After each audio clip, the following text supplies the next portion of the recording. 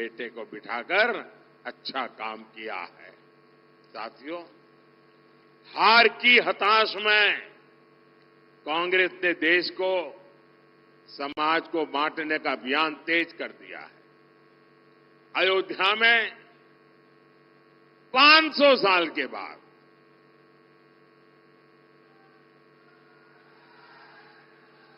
500 साल के बाद हमारे पूर्वजों की आत्मा जहां भी होगी ना, हमें आशीर्वाद देती होगी। आप मुझे बताइए, देश आजाद होने के दूसरे दिन राम मंदिर का काम होना चाहिए था कि नहीं होना चाहिए था? ये कांग्रेस वालों ने वोट बैंक के खातर लटकाए रखा, रोड़े अटकाए, उसके खिलाफ खेल खेले। अयोध्या में 500 साल के इंतजार के बाद भव्य राम मंदिर बना। आपको अपने बेटे पर अब भरोसा है ना? भरोसा है ना? जो कहेगा वो करता है ना? 500 साल का इंतजार खत्म हो गया साथियों। लेकिन कमाल देखिए, राम मंदिर के ट्रस्टियों ने घर जाकर के कांग्रेस के लोगों को निमंत्रण दिया कि आप भी आइए प्राण प्रतिष्ठा में, आपकी पुरानी सारी गलतियां माफ कर देते हैं, आइए हम बुलाते हैं। लेकिन कांग्रेस और उसके चेलों को, चट्टे बट्टे को ये निमंत्रण मंजूर नहीं था। उन्होंने निमंत्रण को ठुकरा दिया, ठुकरा दिया। भाइयों बहनों, राम मंदिर का निमंत्रण ठुकरा देना कितना उचित है मैं समझ नहीं पाता हूं। अब कांग्रेस ने हिंदुओं की आस्था में भी भेद करने का दुस्साहस शुरू किया है। कांग्रेस के अध्यक्ष श्रीमान मल्लिकार्जुन खड़गे जी, उन्होंने एक बड़ा गंभीर विषय छेड़ा है और उन्होंने कहा है, भगवान राम और भगवान शिव, उसके संबंध में बड़ा खतरनाक बयान दिया है। और वे बद-इरादे से दिया गया हुआ स्टेटमेंट है। हिंदू समाज को बांटने के लिए खेल खेला गया है।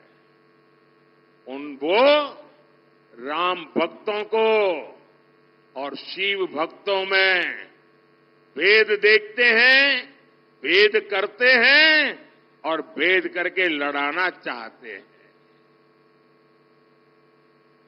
हजारों हजारों साल से चली आ रही हमारी महान परंपरा,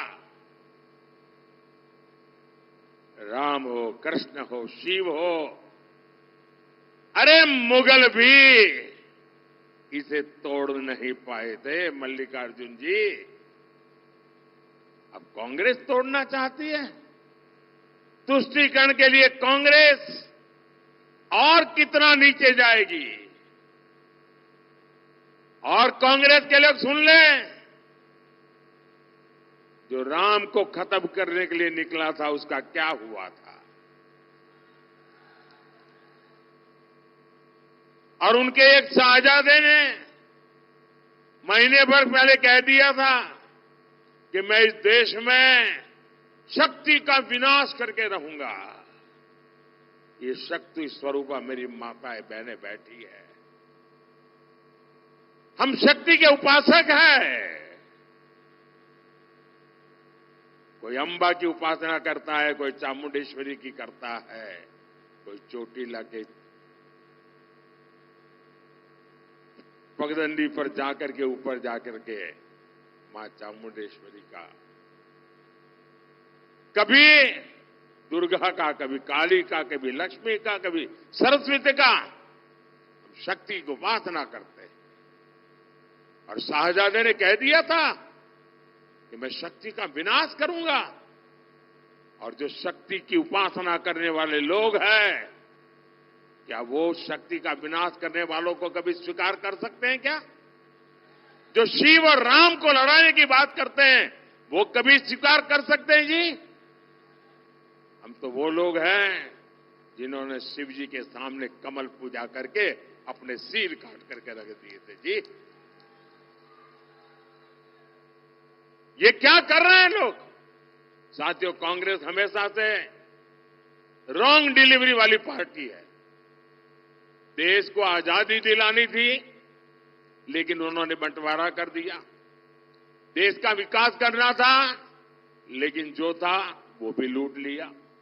गरीबों का पैसा गरीबों को जाना था, लेकिन कांग्रेस की तिजोरी में पहुंचा। अब एससी, एसटी, ओबीसी के हक का आरक्षण हमारे दलित, हमारे आदिवासी, हमारे बख्शीपंथ के भाई बहन, उनको जो आरक्षण मिला है, जो बाबा साहब आंबेडकर ने दिया है, जो भारत के संविधान ने दिया है, ये आरक्षण भी अब एससी, एसटी, ओबीसी से लेकर के धर्म के आधार पर मुसलमानों को डिलीवर करना चाहते हैं। पिछले 3 दशक से कांग्रेस लगातार ऐसी कोशिश कर रही है। कांग्रेस ने कर्नाटका में रातों रात एक फतवा निकाला, एक पेपर निकाला, थप्पा मार दिया और कह दिया कि कर्नाटका में जितने भी मुसलमान हैं, वो सबके सब ओबीसी है। हुआ क्या? ओबीसी कोटा में जो आरक्षण था, उसमें से बहुत बड़ा डाका डाल दिया, लूट लिया और ओबीसी का आरक्षण उधर चला गया। ये खेल खेलते जी। और इस बार कांग्रेस का मैनिफेस्टो, घोषणा पत्र, उसमें अगर आप देखेंगे, पहली नजर में ही लगता है कि उनके मैनिफेस्टो पर मुस्लिम लीग की छाप है।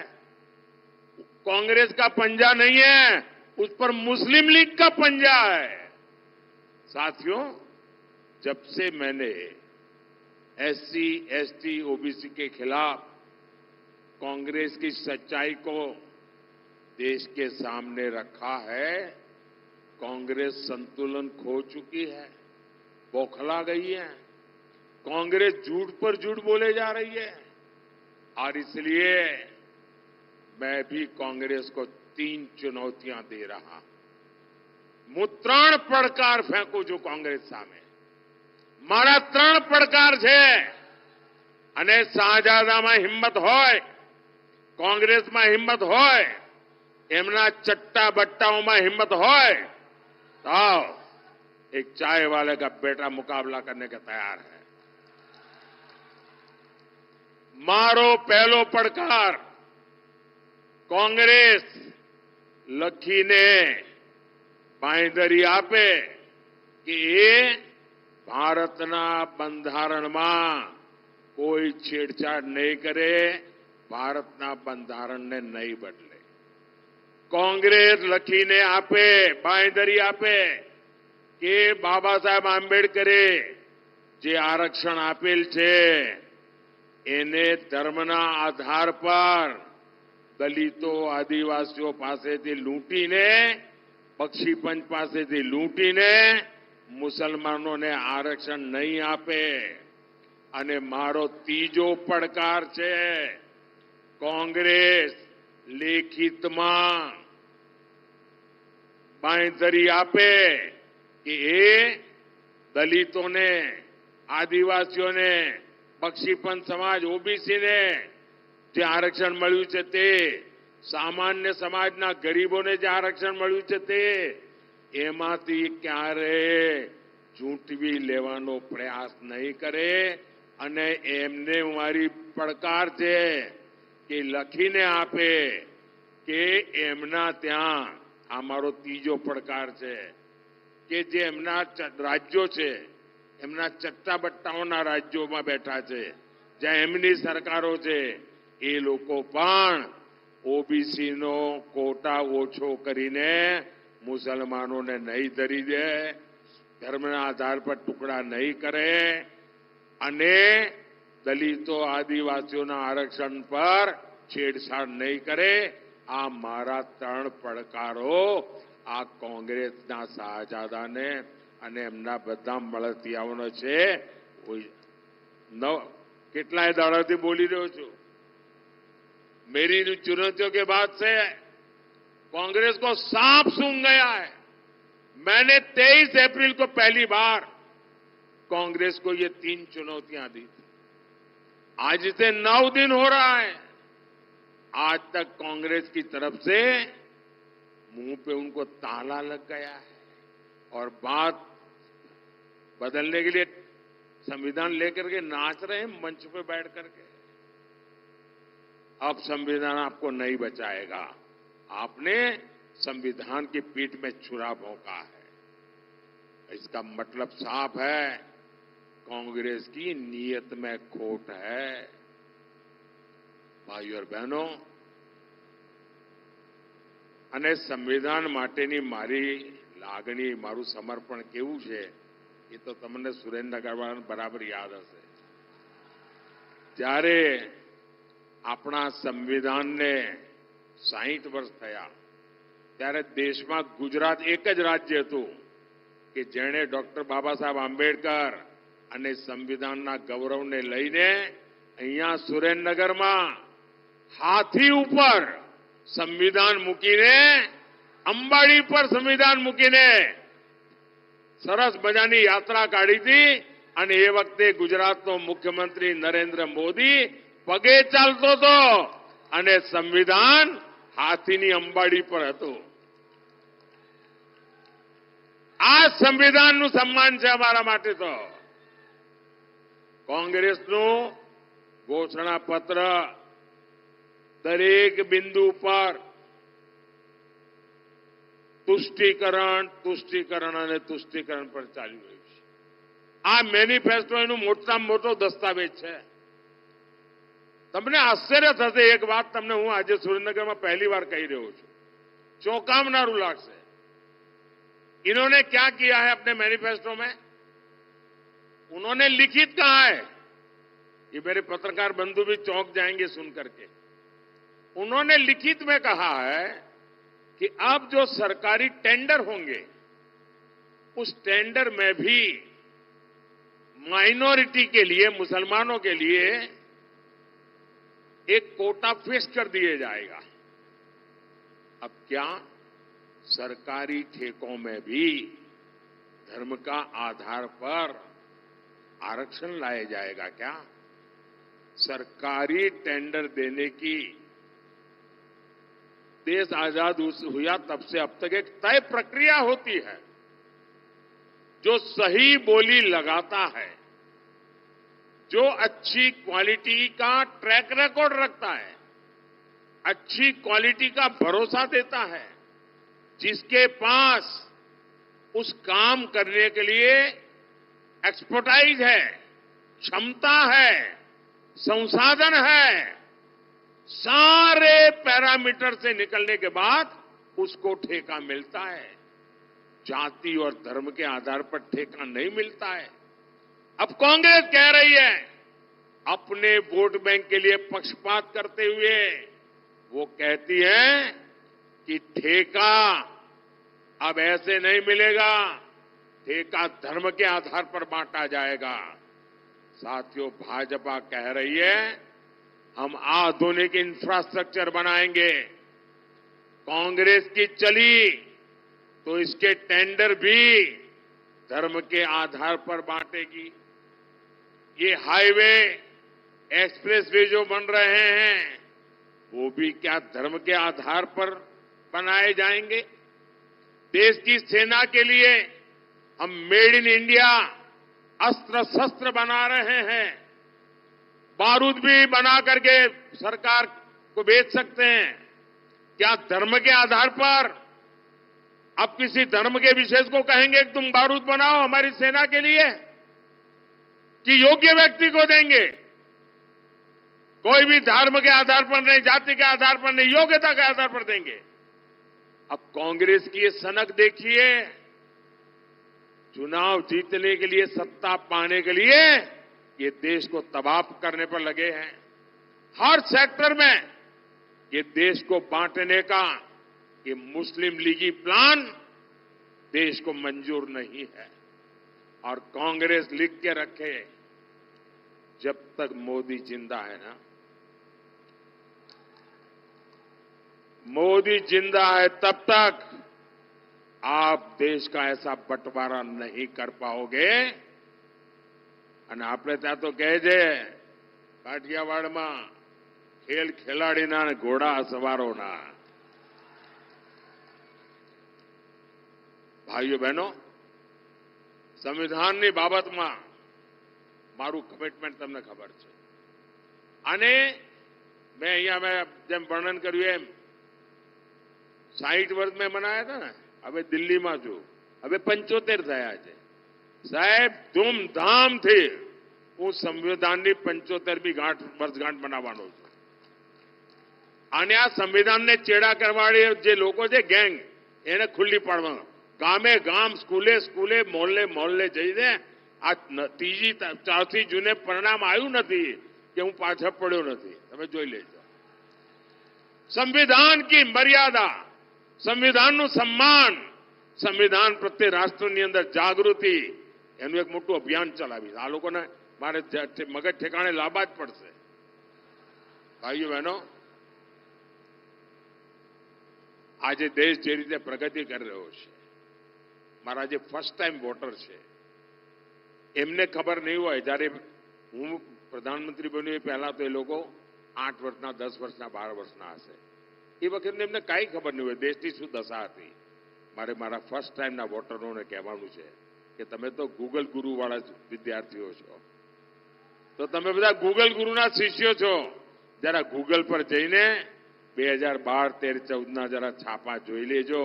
એ દિવસોને યાદ કરજો। આપણે હવે દેશને ત્યાં નથી લઈ જવો। મારા પહેલા વખતના જે મતદારો છે, તમારો પહેલો વોટ દેશના નામે જ હોવો જોઈએ, દેશના ભવિષ્ય માટે હોવો જોઈએ। ભાઈઓ બહેનો, રાજકોટ હોય, ભાવનગર હોય, ખૂબ મોટી માત્રામાં ઔદ્યોગિક વિસ્તાર, એના માટે આપણે કામે લાગ્યા છીએ। ભૂપેન્દ્રભાઈએ કહ્યું એમ, સેમી કન્ડક્ટર દુનિયાના 4-5 દેશો વચ્ચે એ મોટું કામ અહીં તમારા પડોશમાં આવી રહ્યું છે। ભાઈઓ, તમારા માટે તો જય જયકાર છે। ઇન્ટરનેશનલ એરપોર્ટ તમારા તો ઘર આંગણે બની ગયું ભાઈ, તમારે તો જય જયકાર છે। હવે તો ઇલેક્ટ્રિક વ્હીકલનો જમાનો છે। અને તમને ખબર છે મોદી સાહેબે શું વિચાર્યું છે? આપણા નરેન્દ્રભાઈ પીએમ સૂર્યઘર, પીએમ સૂર્યઘરમાં મારી યોજના છે, તમારું ઘરનું વીજળીનું બિલ 0, મફત, કાના માતા વગરનું મફત। સૂર્યઘર યોજનાથી સોલાર પેનલ લાગશે, તમે વીજળી પેદા કરશો। એટલું જ નહીં, જે વધારાની વીજળી છે એ સરકાર પોતે ખરીદી લેશે। એટલે તમારા ઘરમાં વીજળી તમે હવે આજે બિલ આપો છો ને, હવે તમે વીજળી વેચીને કમાણી કરી શકશો।